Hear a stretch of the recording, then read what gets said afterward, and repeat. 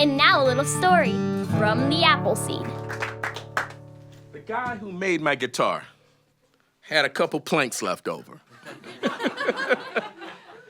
and made a ukulele. His name is Gary Zimnicki. He's really wonderful. He's really a wonderful instrument builder. I can't say guitar builder because he builds lots of stuff. And I did not know that I really liked the ukulele, especially the soprano ukulele. You know, growing up watching Tiny Tim was not my idea of coolness. But then I started, finding out that there are some cool ukulele players around who are just amazing. Now, I'm not saying I'm one of them. But one of the things that I discovered is the voice of the ukulele. It fits in perfectly with some kinds of American music. And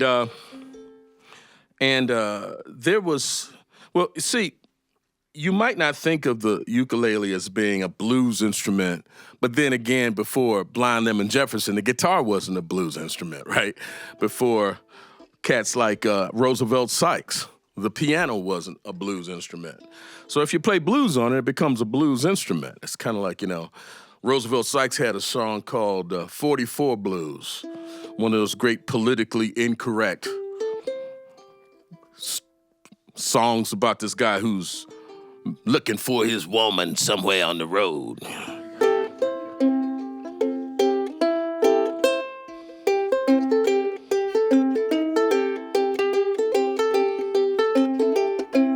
I'm so mad this morning. Don't know where in the world to go.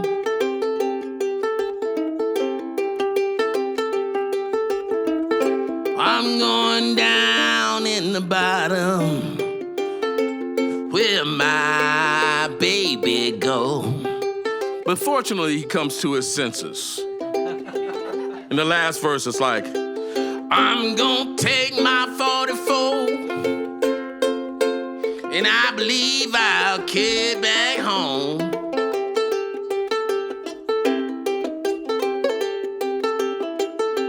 I'm gonna take my 44, man, and I believe I'll get back home.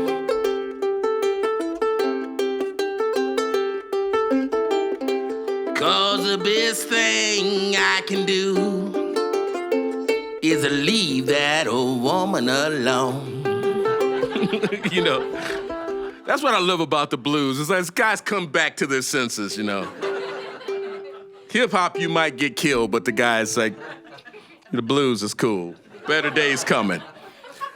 But the other thing I like about the ukulele is Sam was talking to us about, the pandemic and how we have come through it, and so many who did not come through it. And it reminds me of this old spiritual by a guy by the name of Washington Phillips. He didn't play the ukulele. He played something called a melodeon, which looks like two auto harps welded together. And he would ride around in Teague, Texas, being drawn by his old mule on that wagon with this big cumbersome instrument that must have taken him an hour to tune it. And he would do songs. He recorded this one in 1928 with one of the greatest recorded intros you can imagine. He said, "What are they doing in heaven today? I don't know, but it's my job to tell you about it."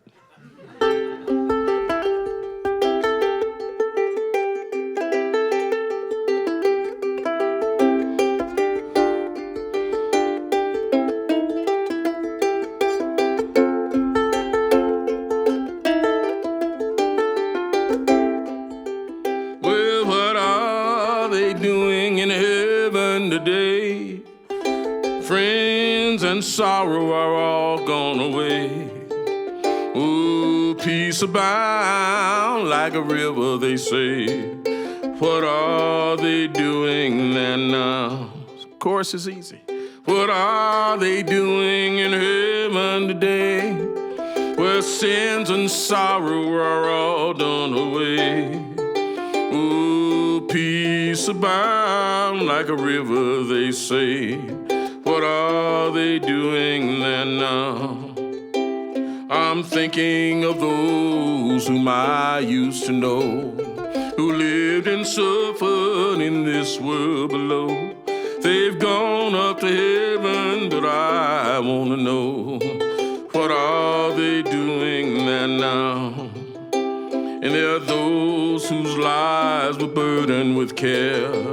They fought through their trials with sighing and tears, clung to the cross with a trembling fear. But what are they doing there now? Well, what are they doing in heaven today? Sins and sorrow are all done away. Oh, peace abound like a river, they say. What are they doing there now?